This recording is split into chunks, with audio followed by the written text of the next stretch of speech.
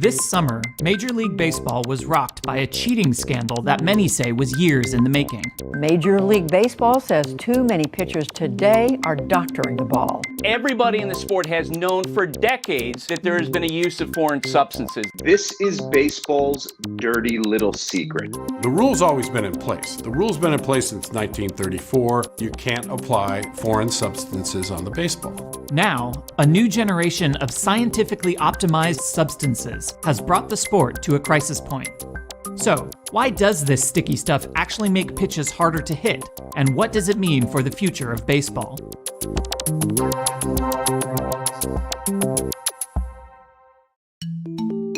Since the early days of baseball, it's been an open secret that many pitchers were adding substances to the ball to try to gain a competitive advantage. The OG substance was pine tar, which is used all over the game, mostly for holding the bat. This is Andy Andres. He's an expert on the physics and physiology of baseball. First, it was pine tar. That's actually a substance which is very visible. So they switched over in recent years to sunscreen and rosin. Players would layer up the sunscreen and rosin on their forearm, and then all of a sudden their fingers are really sticky. Now they're getting chemical engineers involved so that they can get the right substance with the right kind of tackiness. People experimented, and they actually found what worked.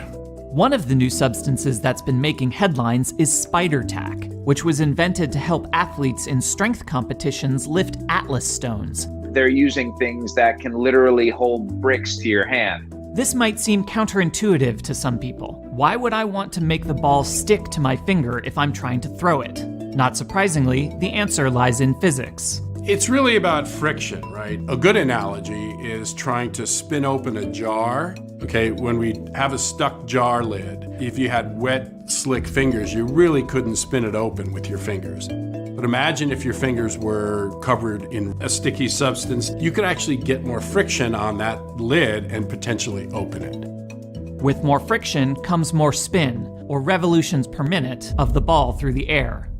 But why are pitchers looking for more spin? What effect does the spin rate have on the action of the ball?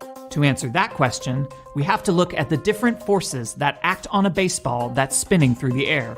Okay, so this is probably the best way to do it. If I'm pitching to the batter over here and I'm spinning the baseball, right? It's spinning in this direction.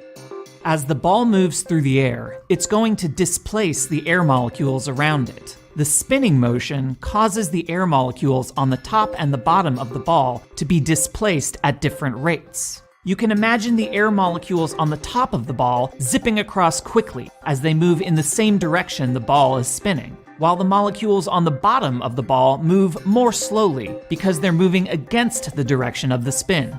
This causes a difference in air pressure between the top and the bottom of the ball. Now, because an object moving through air will move more easily from an area of high pressure to an area of low pressure, this means a spinning fastball will actually move slightly up as it travels toward the batter. Now, we're not talking, having a fastball, go to the moon or anything, or lift off like an airfoil, but it's enough there to cause a break, to cause the pitch to spin upward, to rise a bit. But imagine if you could move it upward a little more, just an inch or two higher. They're gonna swing right under it.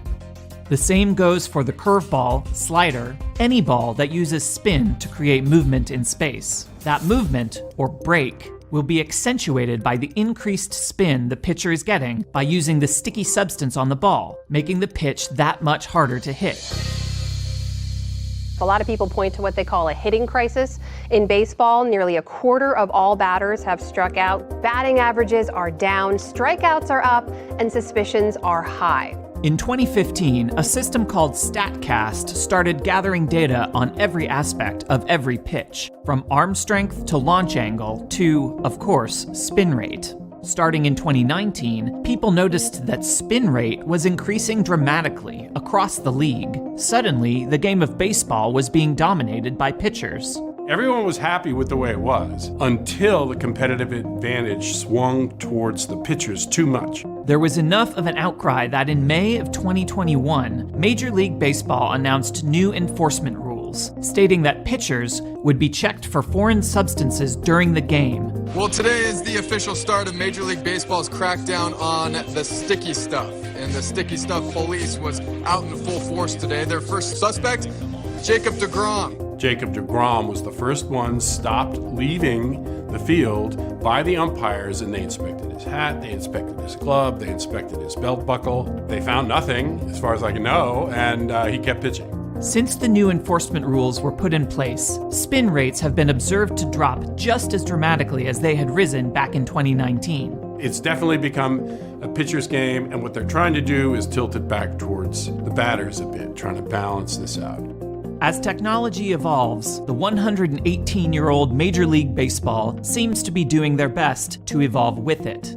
As to these new rules for pitchers, time will tell whether they stick or not.